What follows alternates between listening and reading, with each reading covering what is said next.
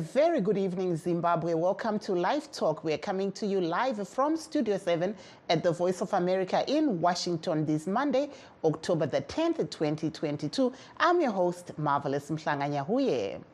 And tonight on LiveTalk, we are looking at the economy and a business meeting organized by the Microeconomic and Financial Management Institute of Eastern and Southern Africa, MEFMI, held in Washington today, ahead of the IMF and World Bank meetings this week.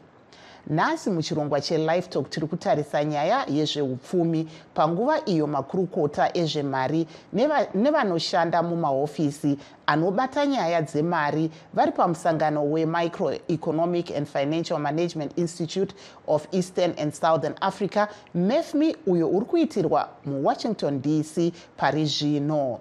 Gurukota rezvemari Vantuli Ncube vange vakatarisirwa kuti vange vari pamusangano uyu, asi vanga vasipo pamusangano wanhasi. Regai tinzwe kubva kuna vaAndrew Bvumbe vatataura navo pamusangano uyu.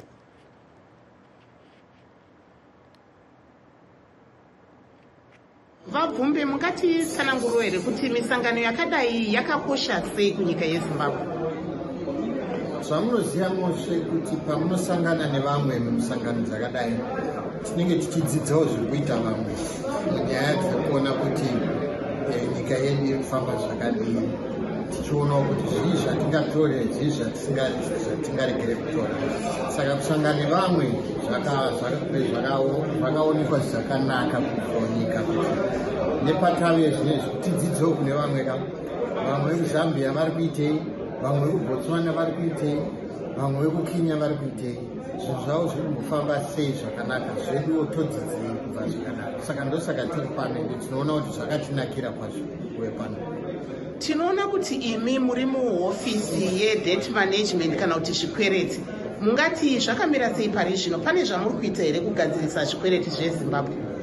Tine zvakawanda zvatiri kuita, tichiona kuti tingaite here kutaura nemacreditors edu vatine zvikwereti navo kuti tobatsirana sei kuti tioneke tichiona kuti zvikwereti izvi zvabva oro zvava zvishoma shoma.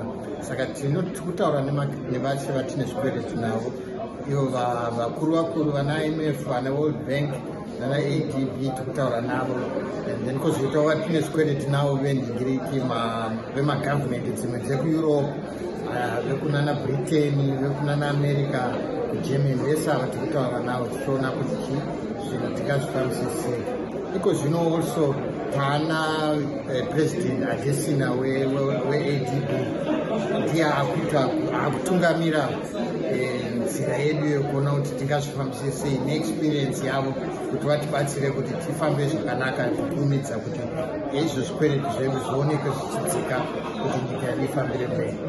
Asi zviri nyore here tichiona kuti nyika dzakawanda dzakatarisana nedambudziko iri?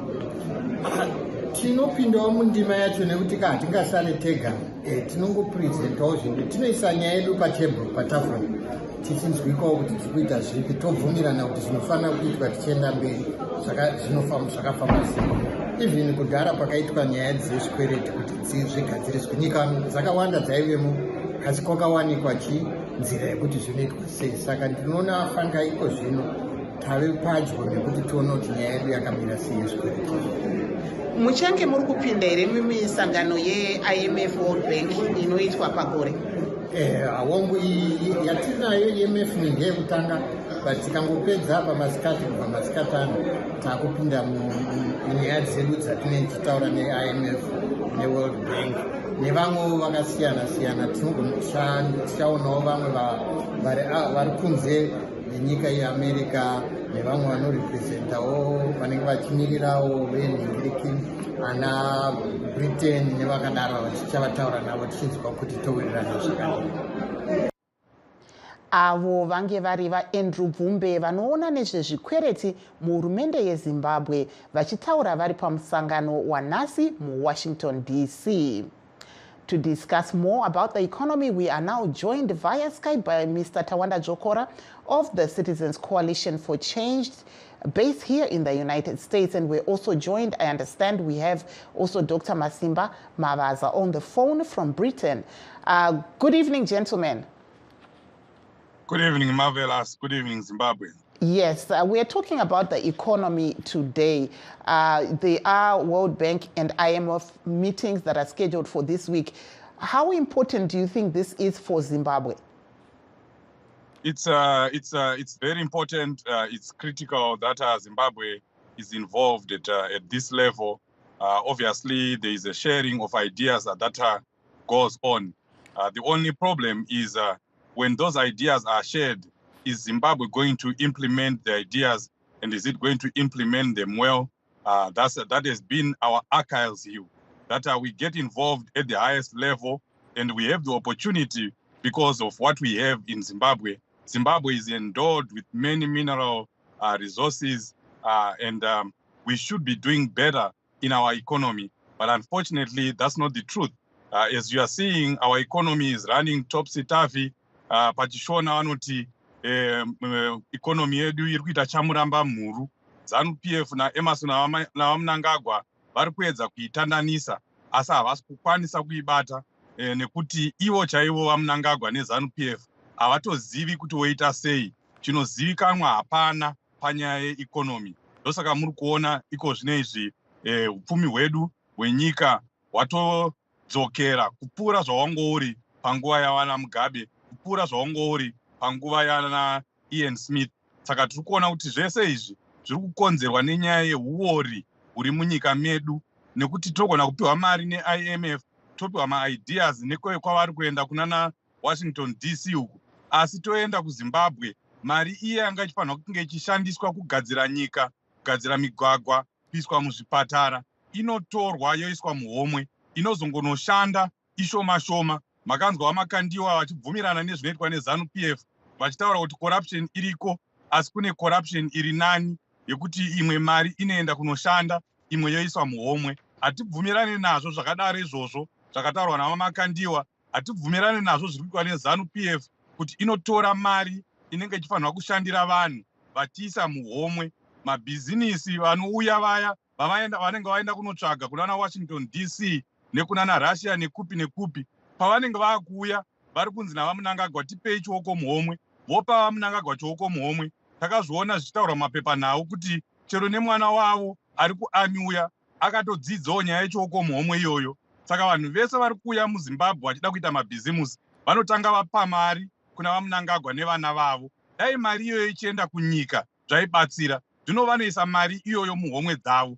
Saka munoona kuti chero tikaenda kunana Washington DC tikapedza mari yenyika tichiatenda maseminars nechii nekukumbira mari kunana IMF, hazvina zvazvinobatsira. Tofanira kutanga tagadzirisa nyaya yeuori. Ngavaregedze kuba. Vanhu vanenge vaba vaya vaonekwa kunzi vaba voenda kujeri, kwete zvekuti vakaba vacho mari vatinoziva ana Henry Tarushwaya vakabatwa negoridhe paairport, asi hapana kana akaenda kujeri. Saka kana izvozvo ndo zvinoita kuti nyika yedu irambe ichidzikirira. Ngatigadzirisei nyaya yeuori.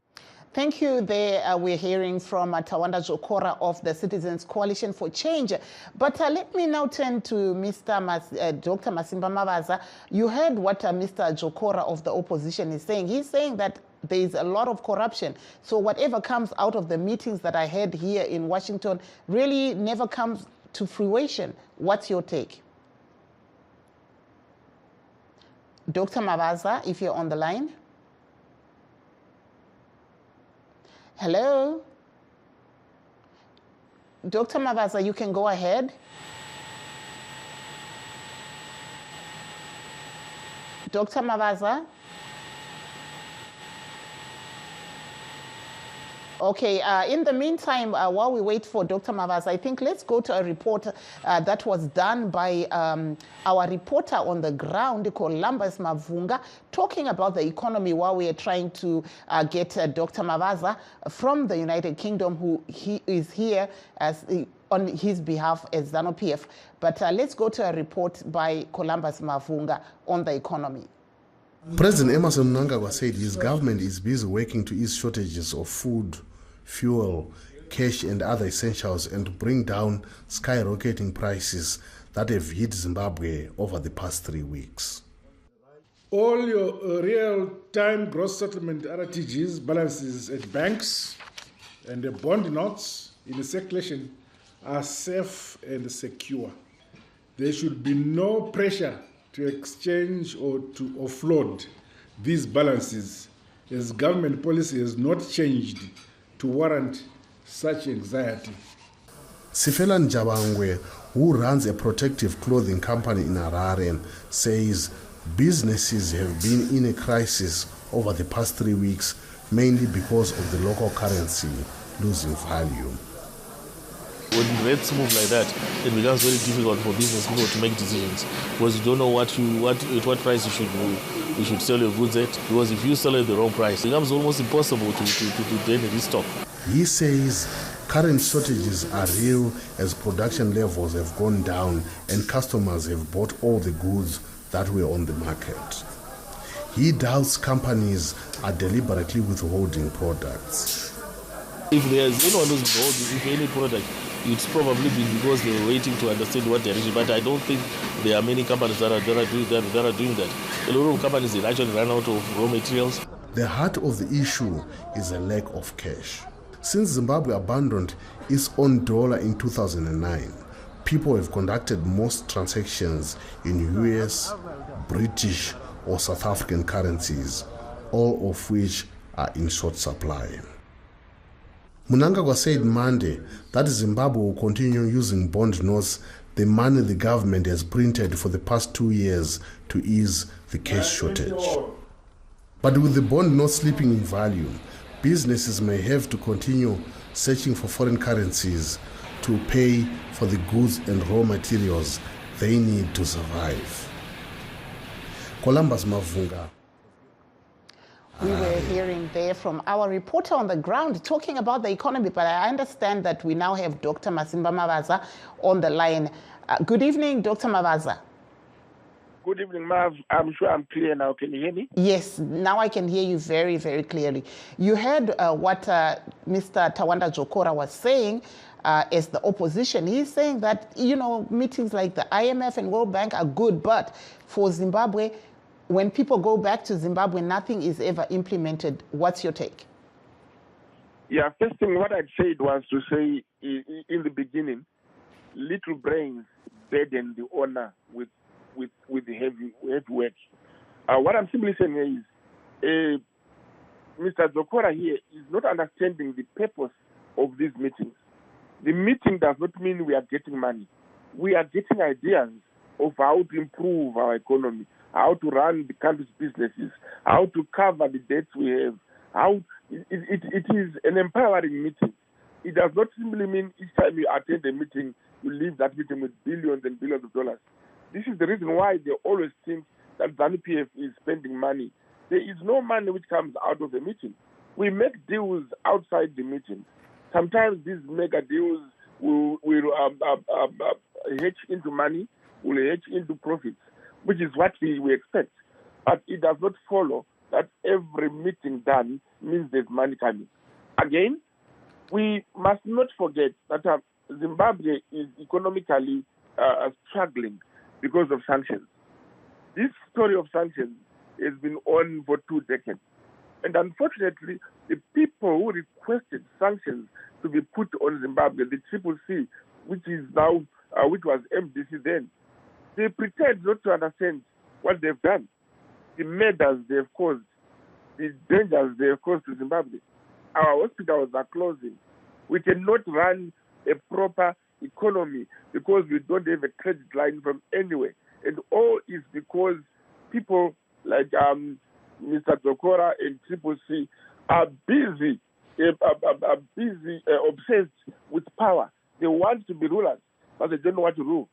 The country can never be in a good position if we are not working together as a team. We can only survive economic onslaught when we work together as a team. We must pull in the same direction as a country. Unfortunately, Mr. Zokora should learn, and CCC should learn from other countries. When it comes to their country, the opposition and the ruling party, they pull together. You will never find an opposition of another country going out urging the country to be put on sanctions. So it is not proper to say that there is corruption in Zimbabwe. Corruption is there in each and every country. The corruption levels in Zimbabwe are not as high as Mr. Dokora is saying. He gave any particular reference to Mrs. Rushwaya. I will forgive him because he is a virgin on the issue of law. When you are arrested in Zimbabwe, you don't just go to prison. You are given a trial date. You will be tried. And then after that, the judge will make a decision. But trial dates are not available every day. There is backlog like any other country. Rushwaya's case is not over yet. He's still going to be tried over the smuggling of gold. And we can assure you, if he's found to be guilty, he will go to prison. We've got ministers who have gone to prison because of this. So corruption in Zimbabwe is actually being cultivated and watered by sanctions. Because of sanctions. So if I can just hold you there, Dr. Masimba Mabaza, we're going to take a short break. Don't go away, and we'll be right back. I would like to come back on the issue of corruption and sanctions, but please stay on the line.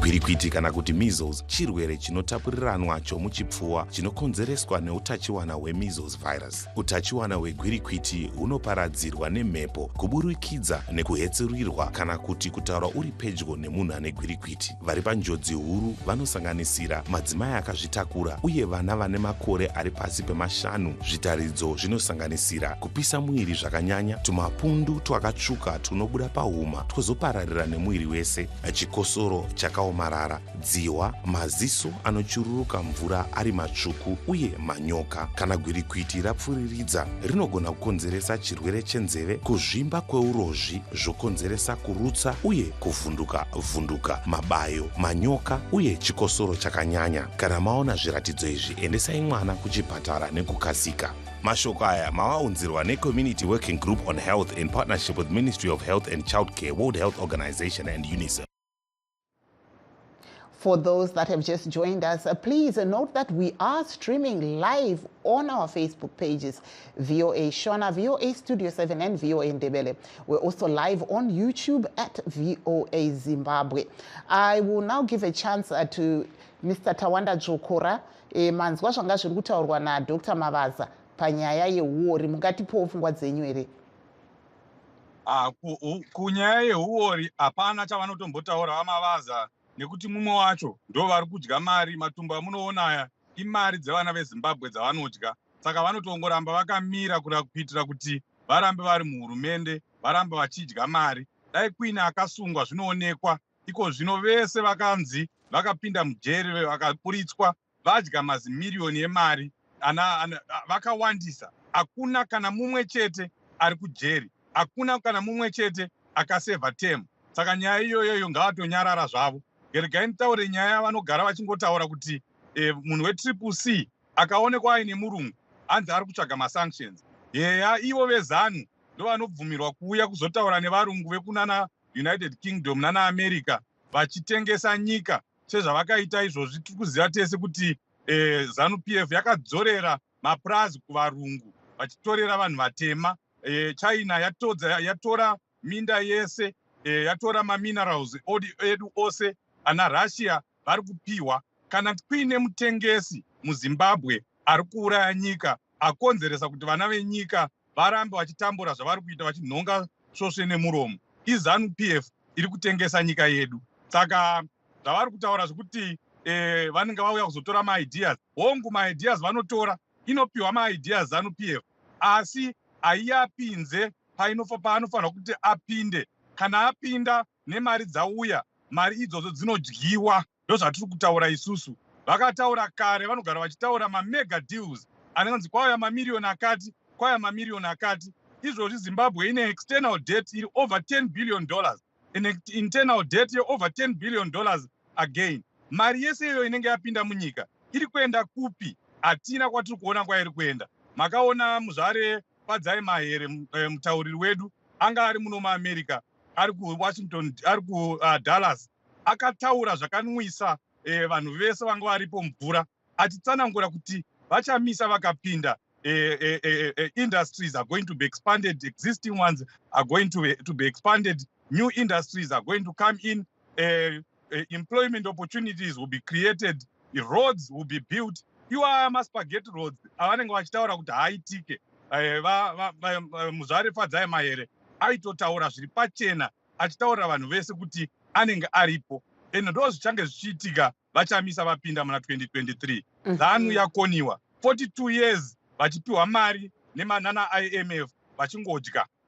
Regai tinzwe kubva kuna Dr. Masimba Mavaza vezanu PF. Hanzi vaMavaza vadzokora vari kuti imi nevamwe venyu ndimi muri kudya mari yenyika. Tipewo pfungwa dzenyu. Dambudziko ravadzokora nderekuti kana vari kunze vasingazivi zviri kuitika muhurumende vanongofunga kuti munhu wese ari kudya. Ndo dambudziko rebofu, ukangotsenga mukana kunzi wadya nyama ivo pasina chauri kudya. Chekutanga ndechekuti Dr. Mavaza, if I can just hold you there, I have a live caller. Let me take the caller quickly, but I will definitely come back to you. Hello, caller. Hello, caller. I'm not hearing the caller, so we'll carry on with you, Dr. Mavaza. You can go ahead. Dr. Mavaza? No, I can't hear the caller. Hello, caller. Hello. Makadi yenyu. Tiri makadino. Aiwa, tiri wadi tiri kutaura nani muri kupi? Muritaura nakuziva chipeteti ari. All right. Nhasi tiri kutaura pamusoro penyaya yeupfumi hwenyika. Tipewo pfungwa dzenyu. Wamutiri wacho aripo here? Aiwa, vana kunge vari pameeting yanhasi, asi vanzi hanzi vari kuuya nekuti kune mamwe mameeting yeIMF neWorld Bank, asi pameeting yanhasi havana kukwanisa kunge varipo.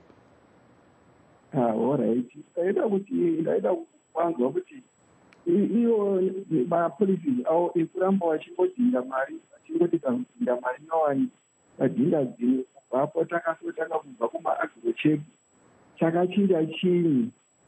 Ndaida kuvabvunza kuti handiti kuri kuona kana kuri kuzi 1+1 uchiti 1+1 =3 kozi aiwa ndi 2 ivi voramba uchingoti ndi 3.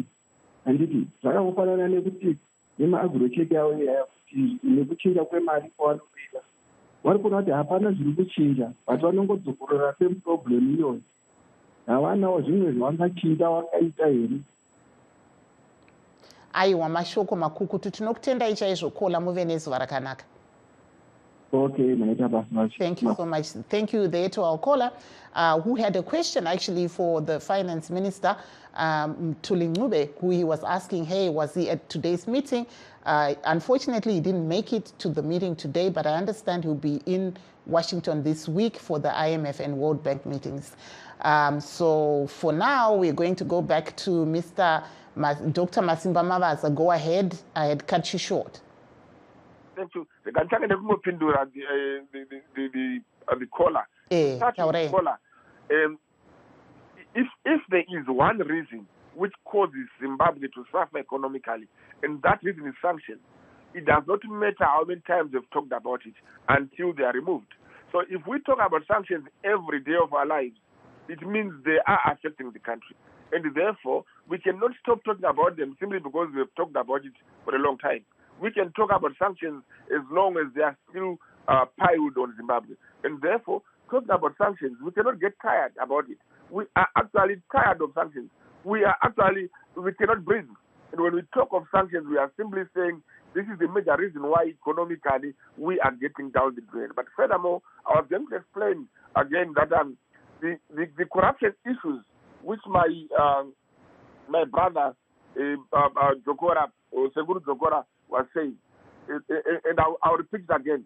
People like, we have got Minister Petronella Kagonye, she's in prison now. She was a minister, she's in prison for corruption. We've got some ministers who are in court. And what you must know is that corruption is a very complicated crime. So it takes a lot of time. It needs a lot of experience in the prosecutors and everybody who deals with the matter. So it takes long, but it does not mean that we have abandoned the people, the suspects.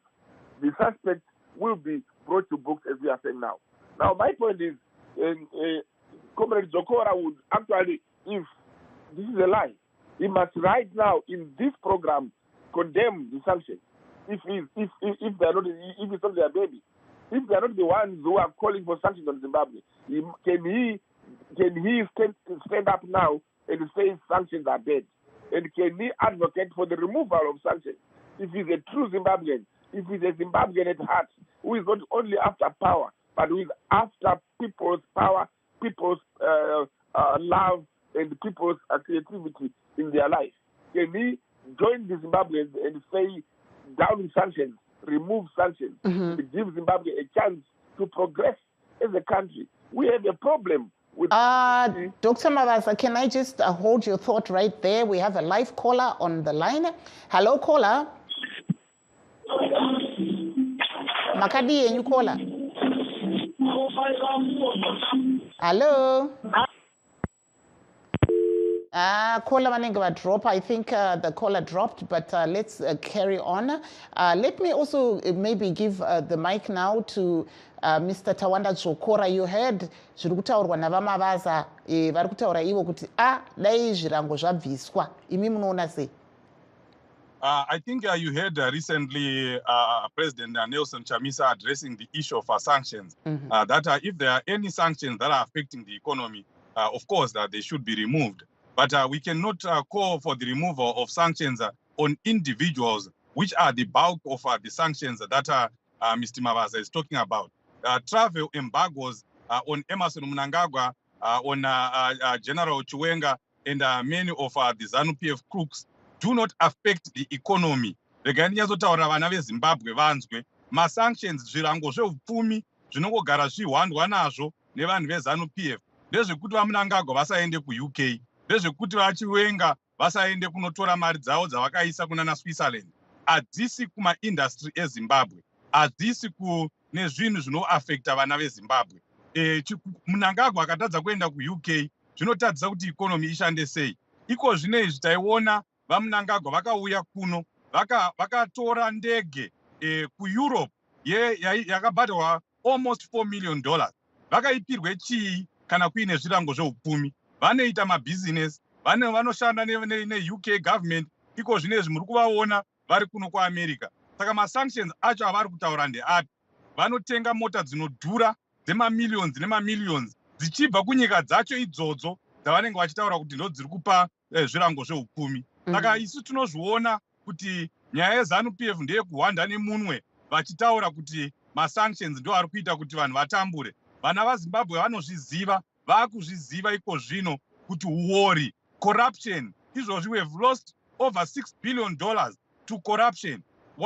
Dai mari iyoyo yakaiswa mumigwagwa, yakaiswa muzvipatara, yakaiswa muzvikoro, yakaiswa mumaindustry, dai Zimbabwe iri kutori first world country.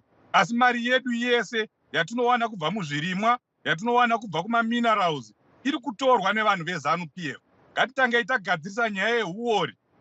Pana ndichitaura ipapa kuti advocate Mahero vangu vari kuTexas, aitotaura kuti vachamisa vane policy yavo ye0 tolerance kucorruption. Hakuna chero iri hama yavo, chero ari minister wavo, ari shamwari yavo.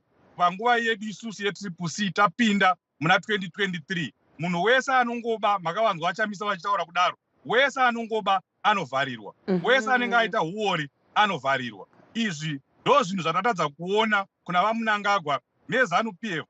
Thank you so much, Mr. Tawanda Zokora. Unfortunately, I wish, this was a football game and I would give extra hours, but that brings us to the end of our show. We'd like to thank all our guests and, of course, you, the viewers and listeners at home. Be sure to tune in again tomorrow. I'm your host, Marvelous Mhlanga Nyahuye, in Washington, saying have a very good night, Zimbabwe.